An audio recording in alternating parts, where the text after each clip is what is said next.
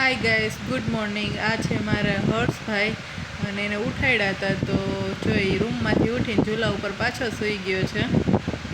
હવે જો માંડ કરીને નાસ્તો કરવા બેઠો છે હો। અને જો એ નાસ્તો કરે તો બ્રેડની કોર કાપી નાખે છે। અમારો હર્ષ તો હર્ષ છે। હવે અમે જઈ રહ્યા છીએ અમારે માતાજીનો મઠ છે અને બાપાએ સેવંતરા છે જે ઉપલેટા પાસે આવ્યું છે।